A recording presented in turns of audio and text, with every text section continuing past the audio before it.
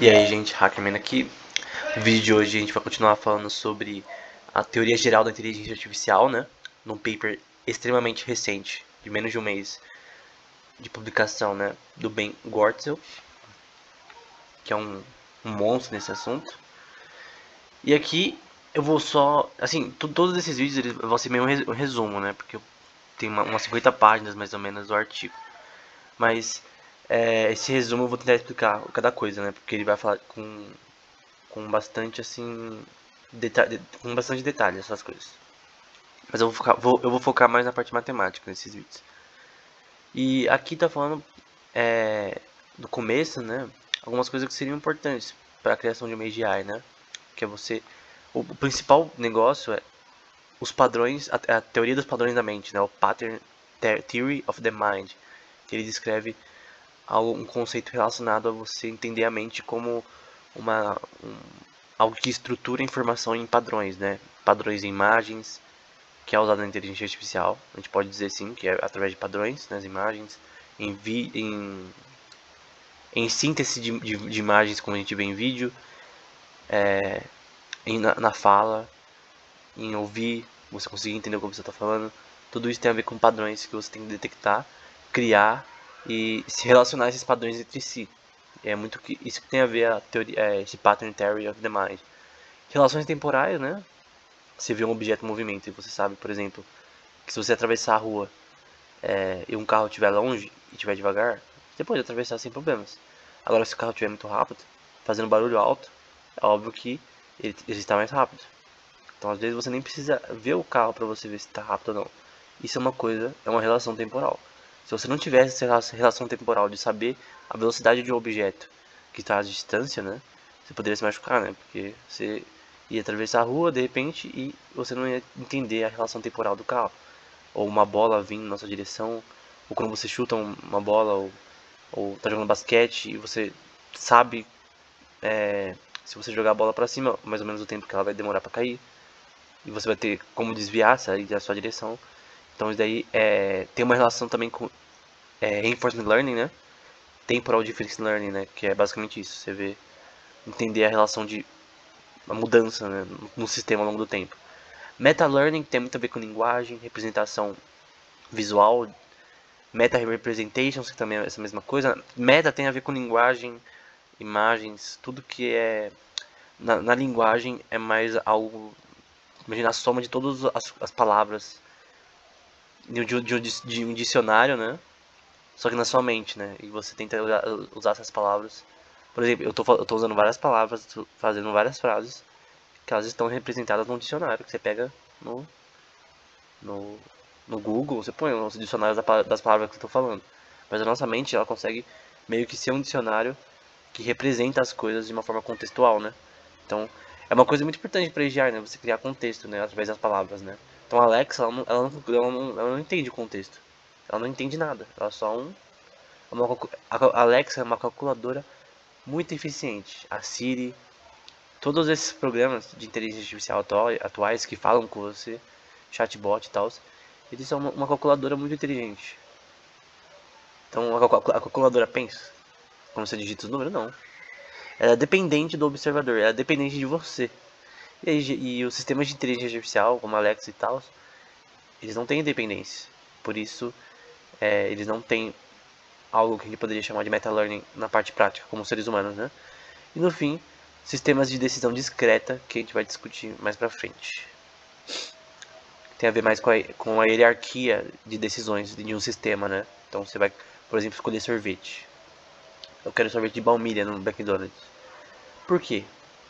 Por que uma pessoa gosta de baunilha e outra de morango?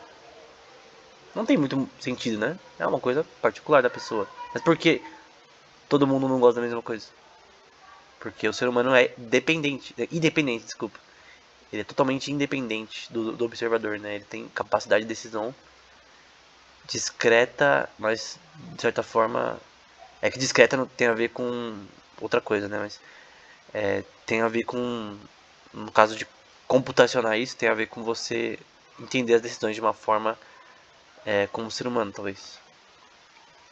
Outra coisa importante na pesquisa até antiga da inteligência artificial, né?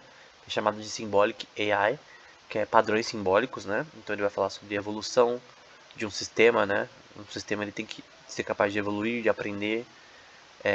Autopoiese, que é um sistema capacidade de se autoproduzir.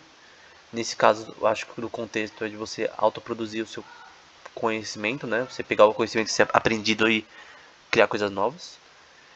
Tipo, você aprender a desenhar copiando outros artistas, que eu fazia muito. E depois, porque eu lembro que na classe de desenho, o professor ele te ensinava como fazia, depois você copiava o dele. E era assim que você aprendia copiando.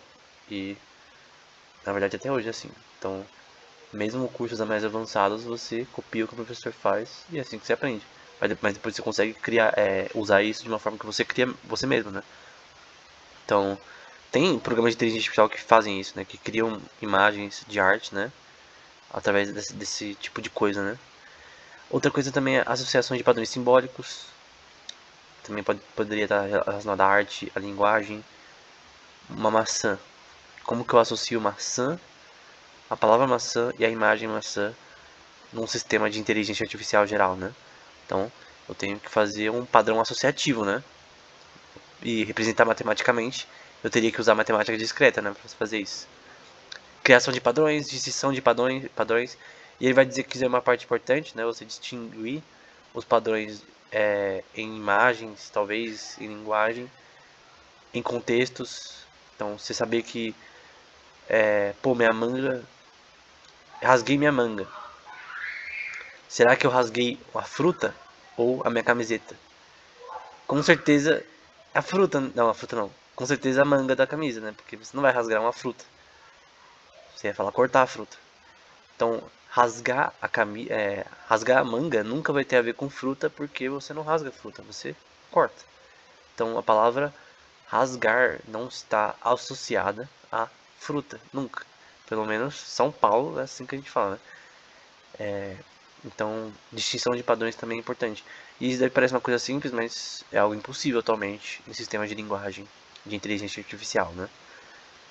Então, a Alexa não sabe a diferença de manga da camisa e manga da fruta, né? Enfim. E sistemas discretos de decisão que a gente também falou antes, né? Só agora traduzir, só isso. Tem muito a ver com isso, né? Você tem que, o sistema ele tem que aprender a entender as coisas como nós, né? E não é uma coisa simples. E na parte matemática, né? Vai ser uma parte mais difícil, né? Então aqui ele vai distinguir aqui é o tema associação e hierarquia de subpadrões, né? Relacionados à representação de padrões, obviamente, né? Então eles vão dizer, né, que uma relação de subpadrões pode ser maior ou igual a uma ordem parcial aproximada, né? E ele vai representar isso na parte verde, né? Por não posso dizer uma função, né? Mas ele vai representar ali uma maximização da identidade de uma matriz relacionada aos padrões. Por exemplo, vamos usar o exemplo de uma imagem, né? Vamos supor que você tem uma imagem, uma foto, e você quer representar os padrões dela, usando matrizes, talvez, porque é assim que eu entendi aqui, né? Então, você tem ali que x é igual a y, y é menor que z. Então, você tem três aí condicionais aí que você vai usar, né? Para maximizar o valor dessa matriz, para identificar os subpadrões de uma imagem, por exemplo. Então vamos pôr essa imagem aqui. Quais são os subpadrões que você vê nessa imagem? Nas coordenadas x, y, z, por exemplo. Embora aqui não seja representação de coordenadas. Mas você quer saber a maximização dos subpadrões aqui, né? Então você quer saber os subpadrões dessa imagem, por exemplo.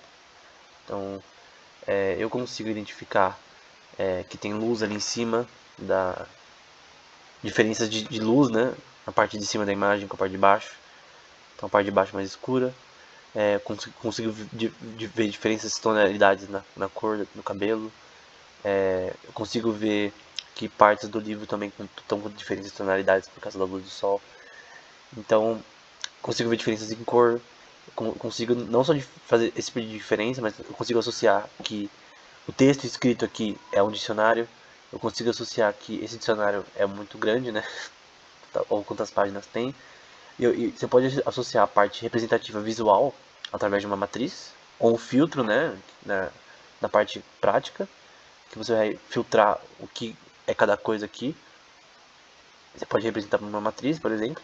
É isso que eu entendi do texto, estou tentando interpretar, né? O que ele quer dizer. E você também pode representar essas coisas em linguagem, né? Você pode representar essa imagem como uma menina lendo um dicionário de Oxford, né? É isso. É com roupa de escola, então provavelmente ela deve estar na escola, enfim. Então você consegue representar isso facilmente, sendo um ser humano, né?